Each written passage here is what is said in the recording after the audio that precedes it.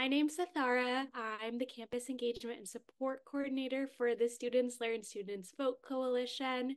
We're the national coalition for the student vote movement. So we bring together partners like AGF and all of our other wonderful folks in this space who are doing this work.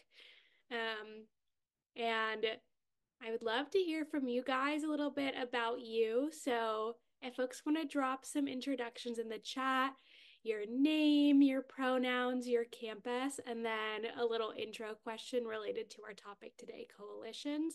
What experience you have with coalitions. So like if you have a campus voting coalition or if you don't have any experience with coalitions, which is totally fine because we're going to chat about it. But if folks don't mind dropping a quick intro in the chat, or if you're willing to go off mute and share your quick intro, that would be wonderful as well. And I'll drop that list of things in the chat too for folks to know what to say.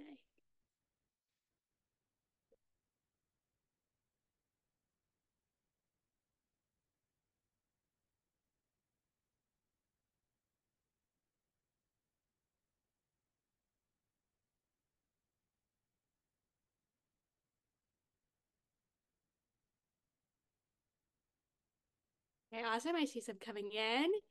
Gabrielle, Roland, awesome. Thank you guys for sharing that about yourself. Other folks, if you're willing to introduce yourself in the chat, or feel free to go off mute too. Would love to hear some voices from you guys. I am going to be asking folks to share during this session as well. So get ready for that as well. Okay. Excited to learn more at Howard. So everywhere has 47 members. Alabama, awesome. Cool. Well, as folks are dropping your intros in, and I see we've got, I think, decent amount of people joining us now, so I think we can jump into it. Okay, you used coalition building during Georgia runoffs. Exciting. That's awesome.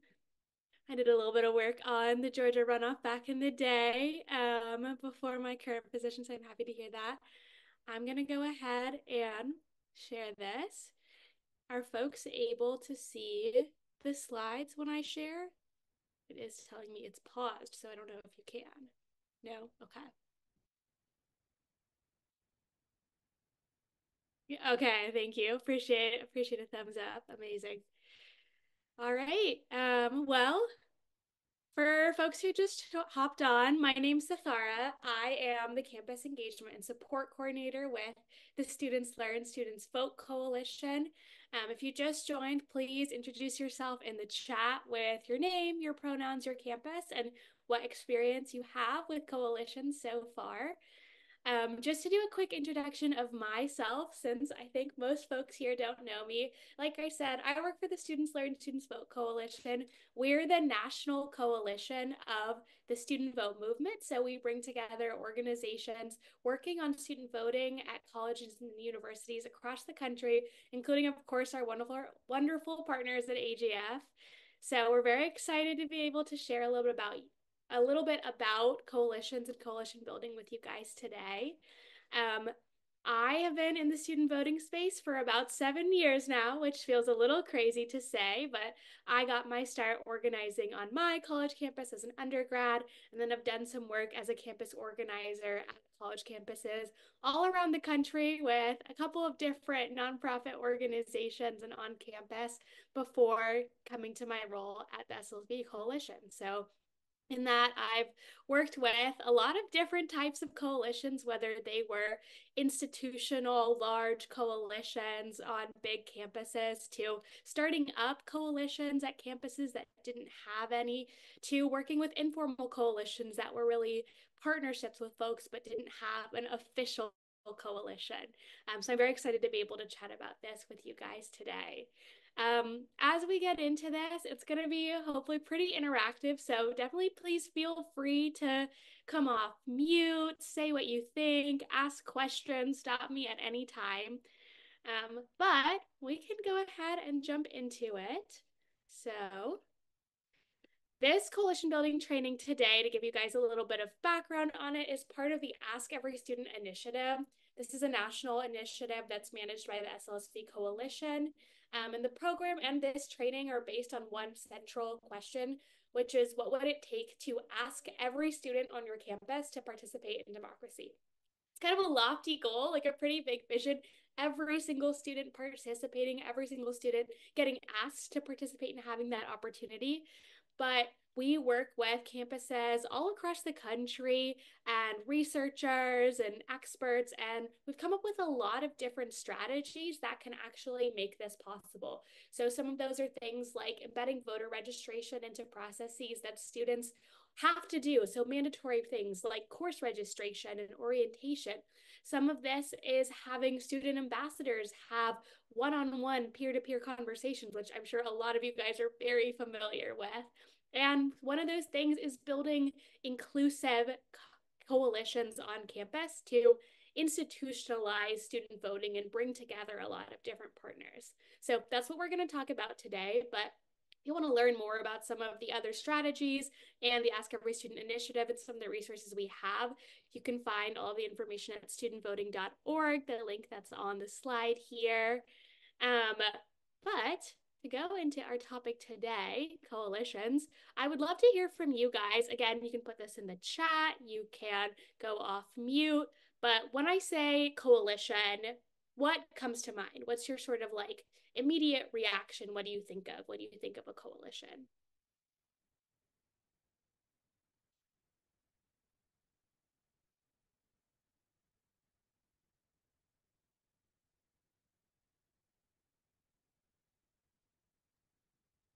A group of organizations or people who have like a common goal. Yeah. Group of organizations, people with a common goal. Mia said in the chat, a team. These are great. Any other immediate impressions? Let's get one more.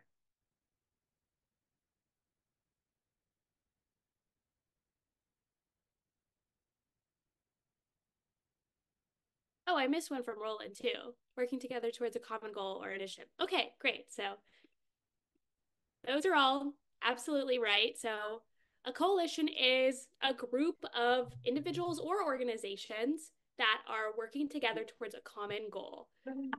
Another definition that a lot of folks oftentimes talk about is coalition brings together people towards a purpose, right? And so I think some of the key pieces here are that people are united by a specific goal or purpose. So a coalition has to foundationally start with that mission or purpose that brings people together.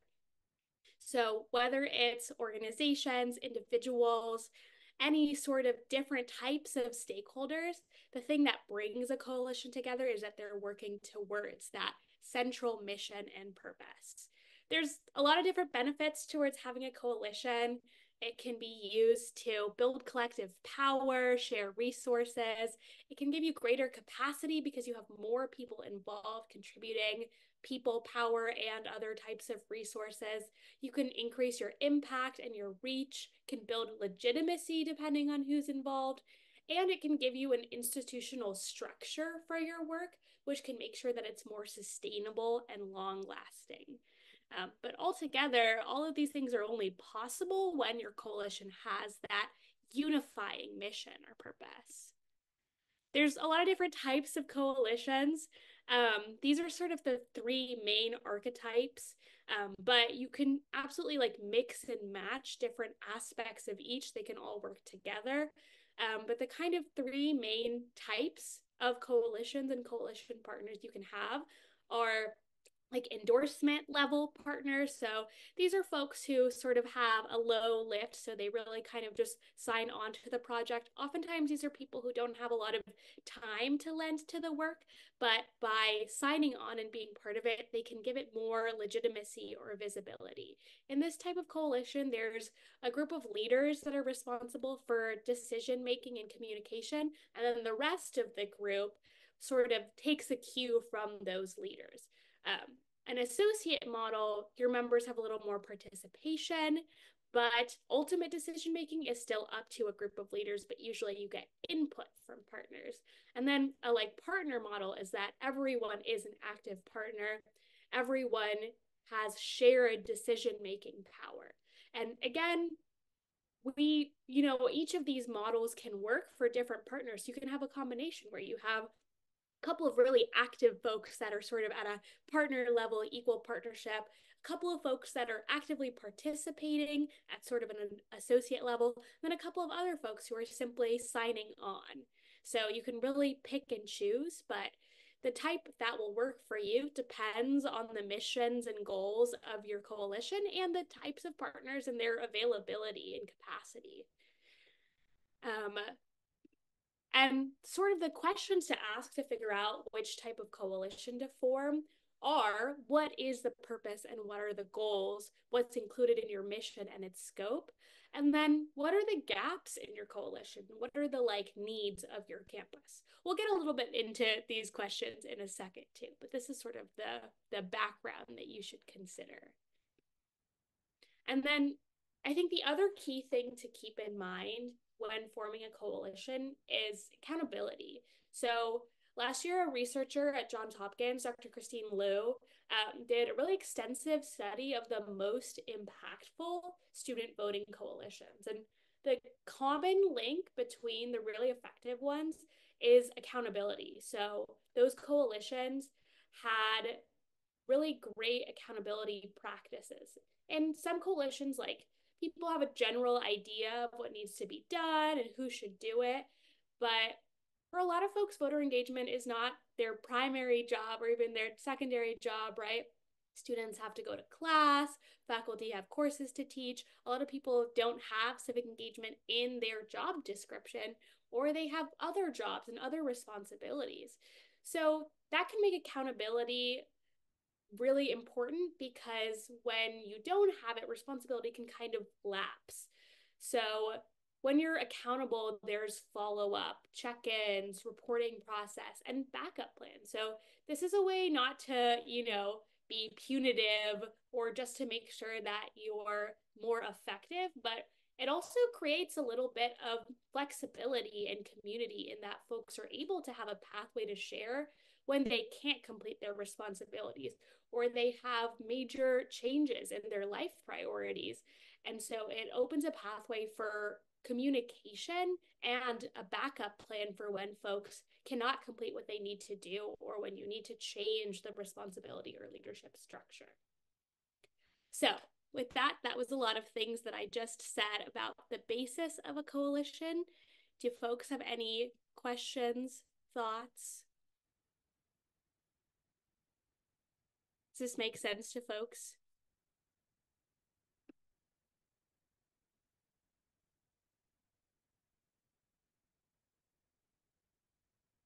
Okay, sounds like no questions, but can I get a thumbs up? Yes, we get it. All right, a yes in the chat. Perfect.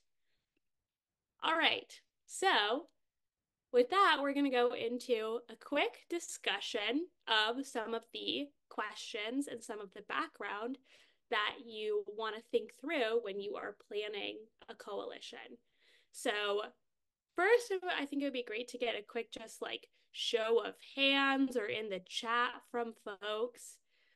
Do you currently have an on-campus coalition? So raise your hand if you have a coalition on campus.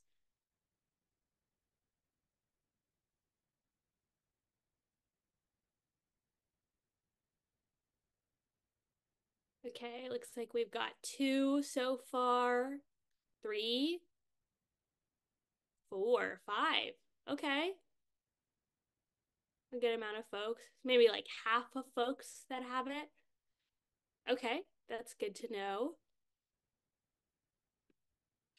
Perfect. So for folks that do have a coalition, you can think about this in terms of who is in your coalition. And for folks who don't have a coalition, you can think about this next question in terms of who else do you see on campus that's doing the work, but who are the other active participants in democratic engagement and voting engagement work on your campus, in addition to you and AGF? Who else is doing the work? I would love if folks could either drop this in the chat or go off mute and share who are some of the partners. You don't have to name all of them, but just an idea of some of the types of folks that are doing this work. You don't have to share their names, but they're like types of offices or organizations. Lots of fraternities and sororities on our campus, as well as Crossroads Civic Engagement Center. Absolutely. So civic engagement centers are a really common one that are doing this. Fraternities and sororities. Yeah, especially if you have like Divine Nine fraternities and sororities, the historically Black sororities and fraternities, they're really common partners that are doing this work. Okay, Abby said the Clean Elections Organization is active on their campus. Any other organizations or folks doing this work on campus?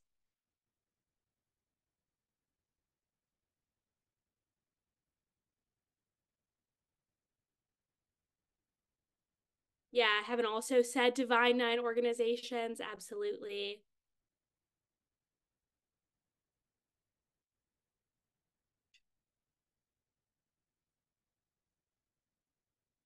Awesome. Any other ones folks want to share? Madison said a political science group on campus. Yeah, definitely.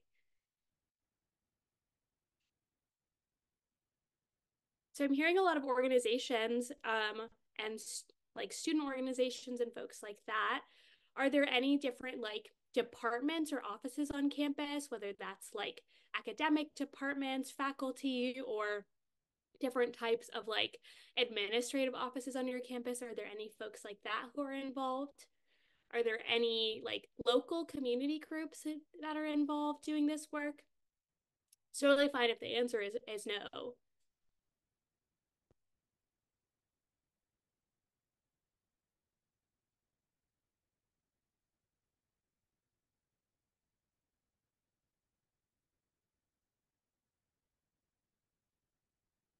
Okay, a parking office, absolutely. It's a great one to get involved with. Yeah, a lot of the like facilities types offices can be really helpful with things like this. Awesome. So now that we've thought about who are the folks who are doing the work, who are the folks who aren't doing the work? Who are the folks who aren't getting reached? So, like, essentially, what are the gaps? We've talked about who is doing it. Think about who's not getting engaged by those folks. So, I'll bring up one really common example on a lot of campuses. Majors like STEM are not engaged and are not reached as much, and then oftentimes have like statistically low turnout compared to other fields of study. So that's one really common example on a lot of campuses. So, what are some other examples of folks who aren't being reached? Communities on your campus or offices and departments that are unengaged? For some of the folks who said we only have a couple of groups doing this, this might be pretty easy, it might be everyone. Okay, upper level administrators, which can be difficult. Yeah, a lot of groups that are active in the even number years. The federal elections are not during the local election years. Absolutely.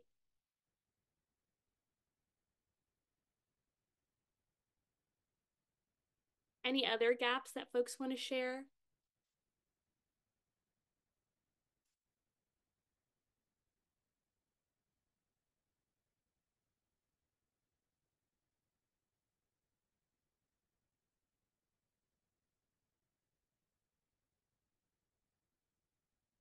No, everyone else, every single place on your campus is engaged, everyone's reached.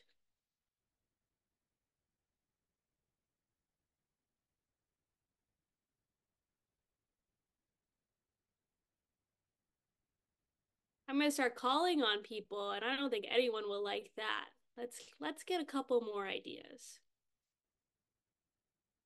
There's no wrong answers here.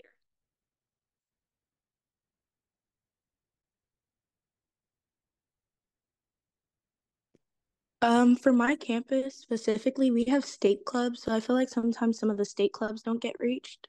Yeah, absolutely. That's a really great idea. Thanks for sharing, Madison. I know not everyone wants to share.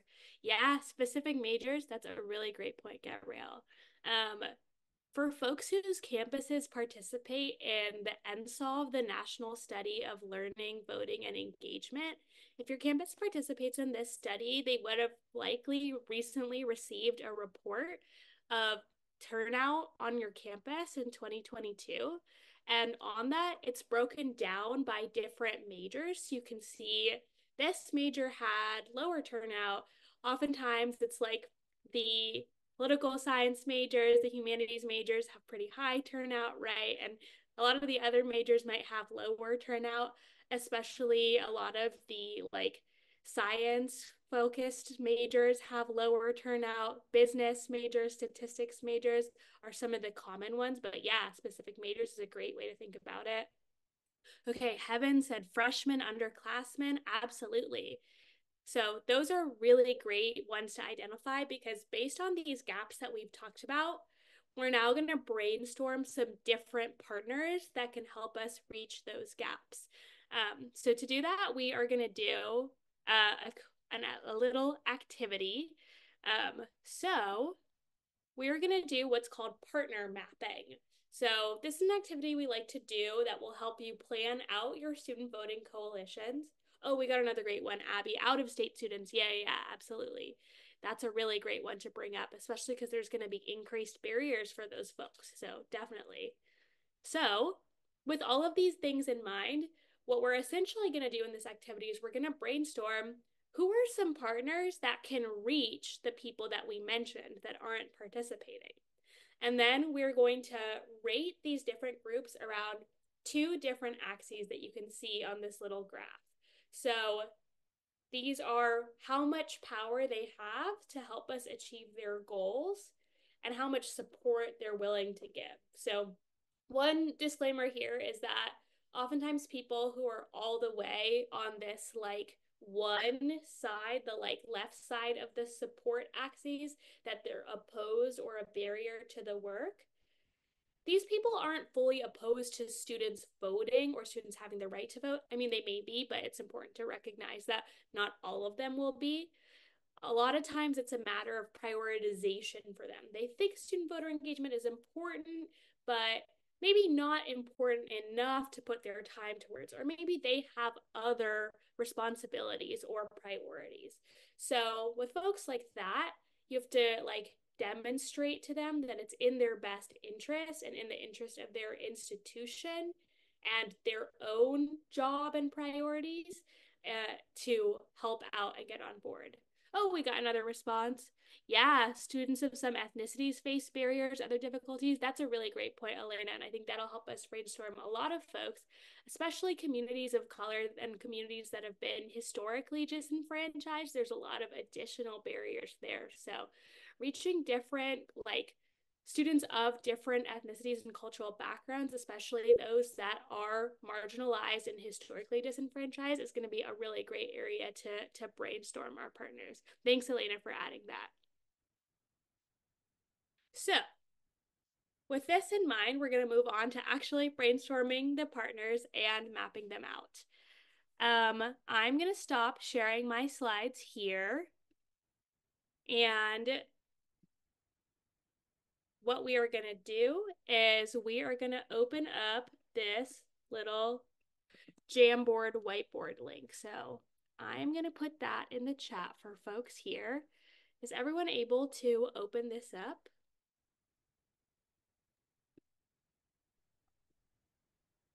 Great. Awesome. I see some folks are joining. Everyone should have access. But if for some reason you don't, let me know and I can add you individually.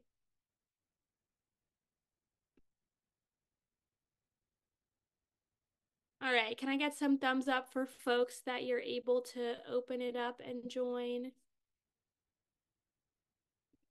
All right, great. Great. Perfect.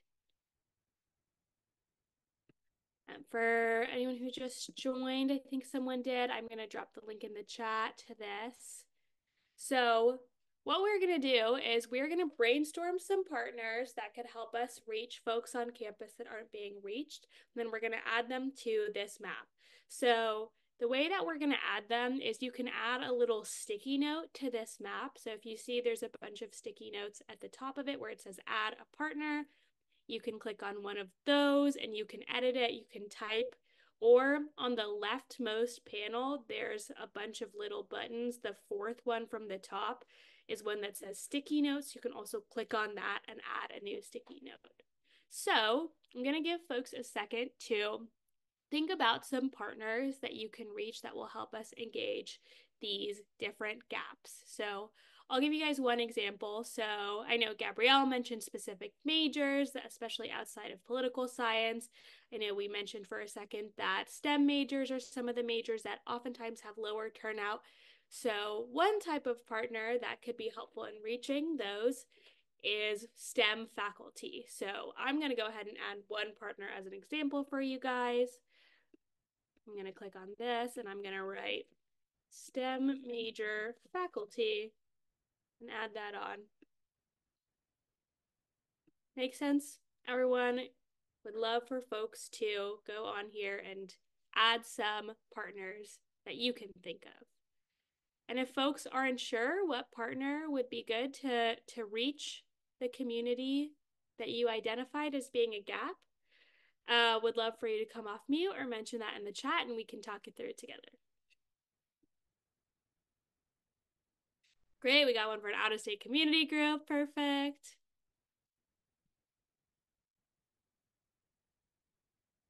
And you can put them wherever for now, just somewhere on the grid.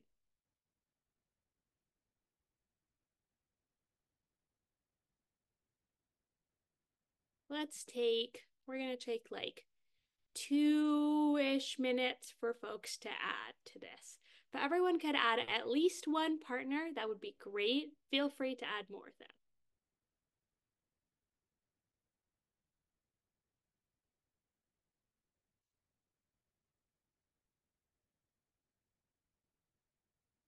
If we go back to some of the things that folks mentioned too, we can think about, I know, Roland, you mentioned upper level administrators. Those are a great one to add.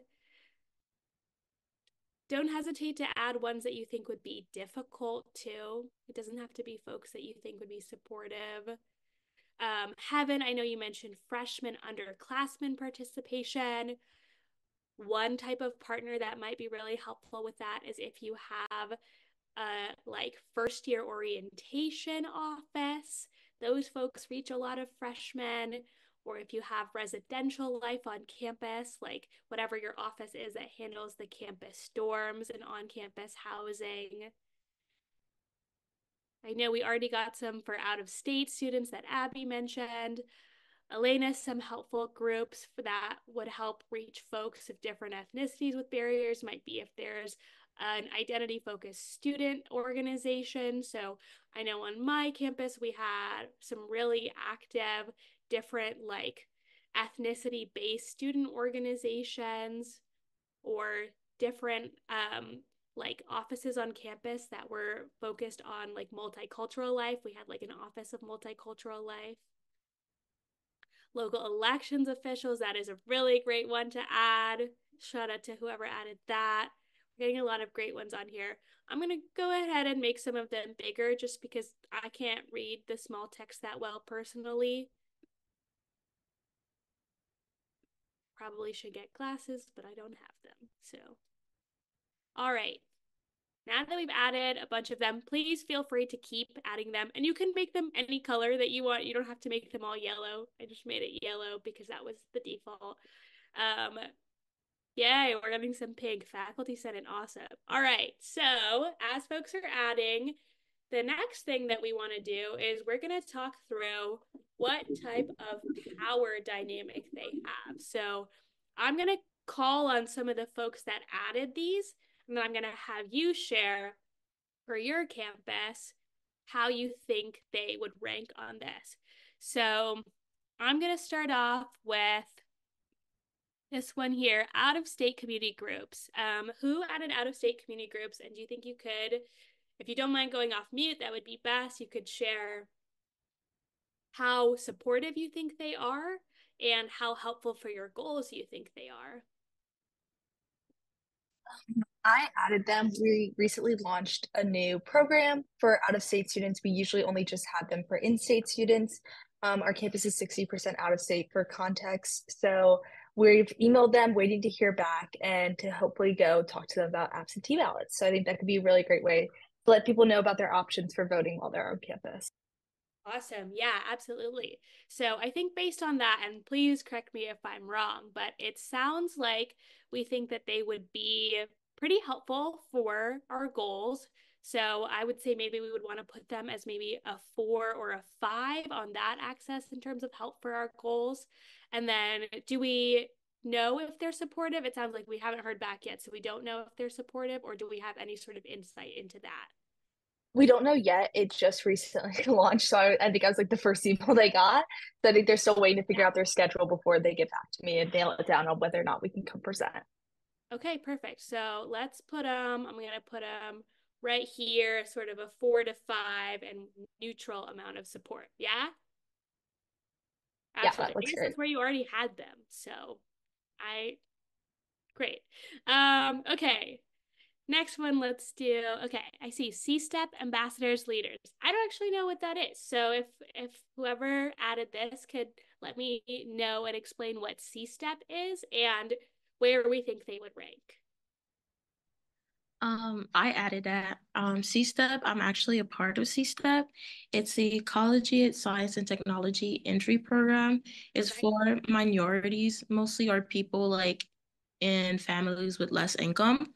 And obviously, like in the name, it does with science majors, technology majors, and etc. And so my office or like our organization actually had a meeting with them or like an event where we brought voting and community service and like all of that into their program so like students can actually engage or like come talk to us about it. And I actually know the person in charge, and I actually talked to him, and he was like, and I asked him if we could work more in the future, and he was like, okay with it. So, That's yeah. awesome. That's awesome. Okay, so it sounds like they are supportive of the work. If they want to continue working with you in the future. And do you think that they are pretty helpful to your goals? It sounds like yes, because you already did an event with them, but just to clarify. Yes, I do think so because they're like obviously because they're like faculty members and Mhm. so they could reach out to different mentors and students that even graduated that are like in different organizations as well. So Absolutely. Okay. So why don't we put them like over here? There, I'm going to move Veteran Affairs Office so I can actually move this to a similar position right there. Great. Okay. So now that we've done these for a couple, I'm going to have folks who added, if you haven't already, can you move your sticky note to where you think it would rank on this matrix? And I'm going to give folks a second to do that.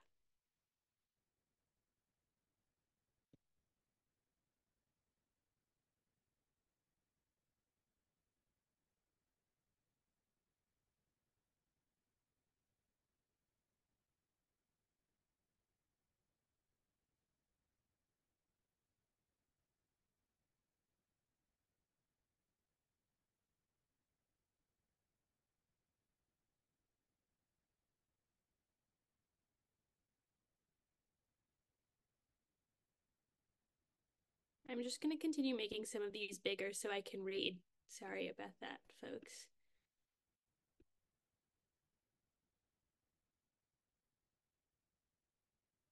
All right. So now I want to talk about some of the folks who we think are opposed or a barrier to the work, because I think that's definitely one of the things that can be really helpful to talk through.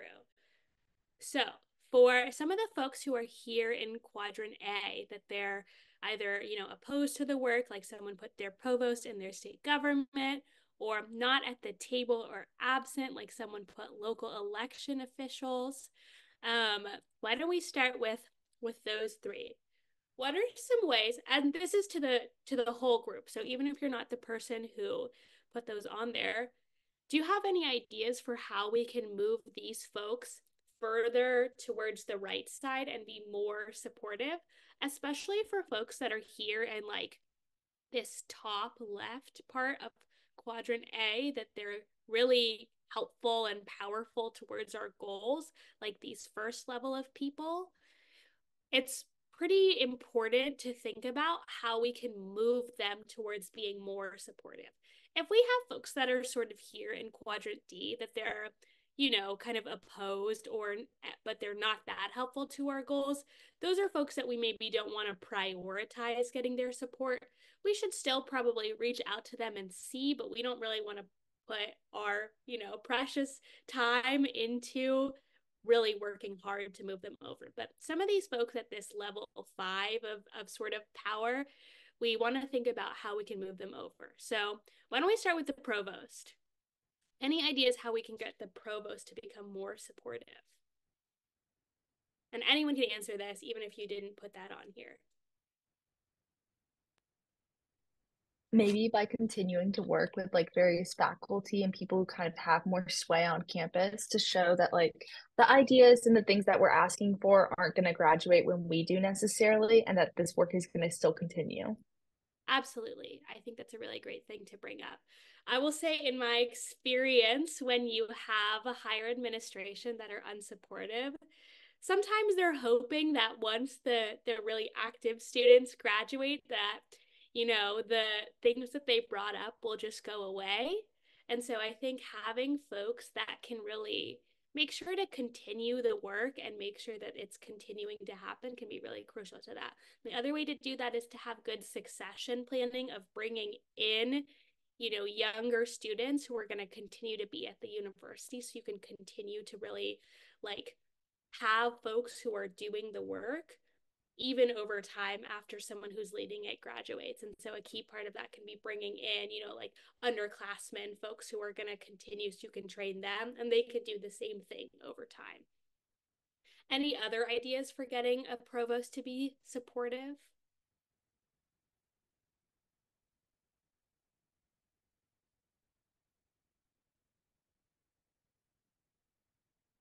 Something that I think is really helpful to think about with higher admin and in general when you're doing this is, like, I think a really key part of a strategy is thinking about someone else's like responsibilities and self-interest.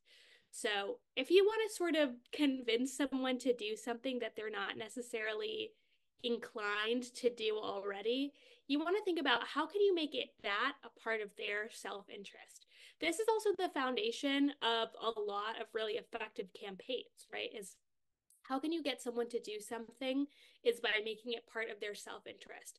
So something we think about a lot when we're thinking about strategies to get students to engage, right, is like, how can we make this more convenient for them? How can we make this easier for them? Because then it'll be more aligned with their self-interest. Because it's not that students are necessarily like not interested in voting, but a lot of times it's just not their highest priority, right?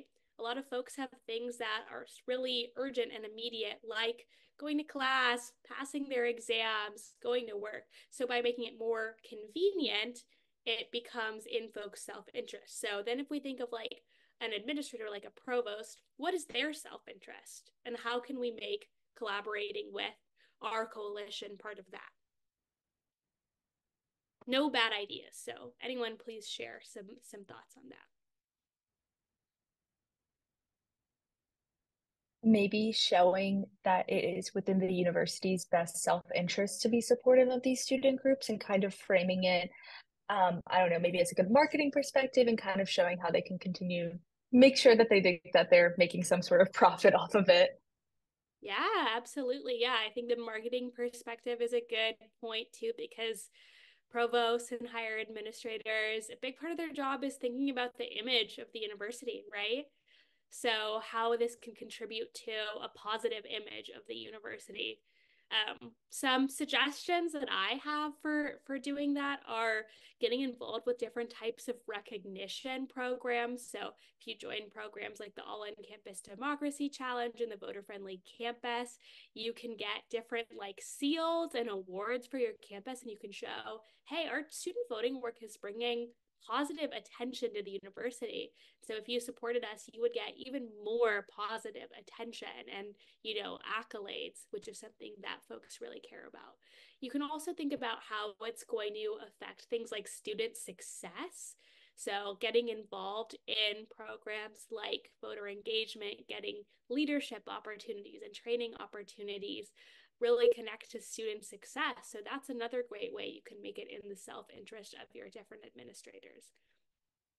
All right. Are there any other folks on here in our quadrant A that people want to, in our last couple of minutes in this section, brainstorm ways to have them be more supportive?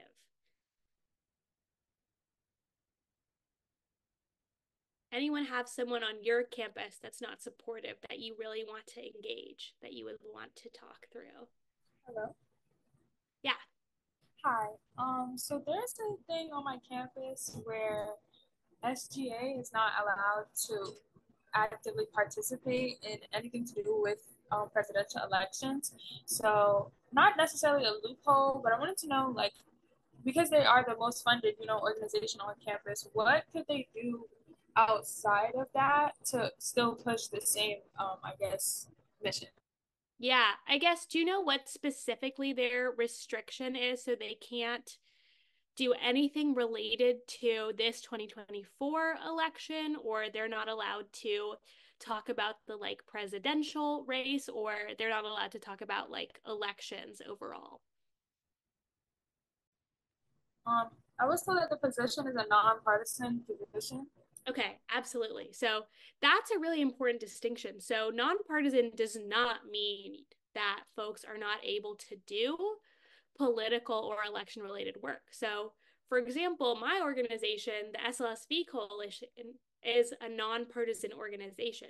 But what that means is that we don't take any stances or endorsements of candidates or issues that are on the ballot. We don't like comment on or take a position on different partisan issues, but we promote voter engagement overall. So there's a ton of nonpartisan resources that you can use to, especially, engage in voter registration and voter education. So those folks can engage in nonpartisan voter registration, which on most campuses in most states is the primary way that folks are able to legally register people to vote is nonpartisanly. So you can get trained by your local election official and you can support folks in getting registered to vote as long as you don't promote any candidate, right? And you can do that with voter education too, where you encourage folks to learn about the election, make a plan to vote, and actually turn out to vote without influencing them or sharing your own political belief or opinion. I'm going to drop a link in the chat to one of the programs that the SLSV Coalition works on, which is National Voter Education Week. And this has a ton of nonpartisan resources for how you can do this work without sharing any partisan belief, especially if you're supposed to be like nonpartisan. I'm also going to share the link to our messaging toolkit, which focuses on ways that you can talk about the election in a way that's going to be engaging to students and also is nonpartisan. So I just dropped those two links in the chat. So hopefully maybe that can help with engaging these folks where you can talk to them about, we want you to participate and you can be nonpartisan and our work is nonpartisan. And here are some resources for how you can do that. Does that help answer your question, Heaven? It does. It's just, I think it must tie back into the lack of support from provosts because these type of events are usually, not, what would say it's not accepted, but we do face a little difficulty even with not taking a stance, especially because this election we do have a candidate that's from an HBCU. So I understand, and thank you so much for providing these resources. I'll definitely bring it back to the rest of my student leadership boards on campus. Yeah, absolutely. And sometimes if you focus on emphasizing the nonpartisanship and that you're simply providing resources and not dealing with the candidates or the issues, that can, I think, really help as well. All right. Well, with that, for the sake of time, we are going to move on to wrapping up. So now that we have, I'm going to share my screen again. There we go. So now that we've sort of gone through and mapped out these different partners, the next thing to do is to go about getting them to join your coalition. So actually, I'm going to go back to this quadrant. So I recommend prioritizing the partners that you engage with and that you outreach to based on these different quadrants. So the folks who are really supportive of the work and essential for reaching goals here in quadrant B, this right side one, are the ones that I recommend prioritizing, because if you can get them involved, should be pretty easy to get them to join. They're already supportive and they'll have a really big impact because they're higher on this power axis. And then, column C, you should definitely still reach out to and engage because they're already supportive. And then column A is going to take a little bit more work, like we just talked about. And then these folks in column D, I would say it's good to reach out and just to try, but it's not always worth prioritizing or putting a lot of extra time if they end up not being supportive. But with that in mind, I want to talk a little bit about how to actually get these folks to become partners in our last few minutes. So some of the key principles that I recommend are starting with existing connections. So a lot of times it's easier to approach someone that you know and you trust. And if you don't have someone that you know in these organizations, you should see, is there someone who that knows them, and that way they can kind of recommend you, and you start with a little bit of a better starting point for building that relationship. The second is to be mutually beneficial. This is the same thing we talked about with strategy, right? Is like, what's their best interest? What are their priorities? And this will also make it easier for folks to get involved. And then the third is to have different levels of asks. So maybe your, highest goal for getting someone to get involved is that they're really involved, they're contributing a lot, and they're putting a lot of time into it. But you also want to have different levels in case they're busy, in case they have a lot going on. So that way you can sort of, if they're not able to do the biggest thing you want them to do, they can do the next one. All right, I know we are almost out of time for this breakout. So I'm going to drop the link in the chat to all of the resources related to what we just talked about. And if folks have any other questions, please don't hesitate to reach out to me. Here's my contact information, and I know the amazing folks organizing this summit are going to send you guys some more links to these resources and to get involved with SLSV and the Ask Every Student initiative. So here's my information too. Please don't hesitate to reach out if there's anything I can do to support or help you guys out. Thanks so much for joining, and big thank you to everyone who shared and participated. Couldn't have done it without you.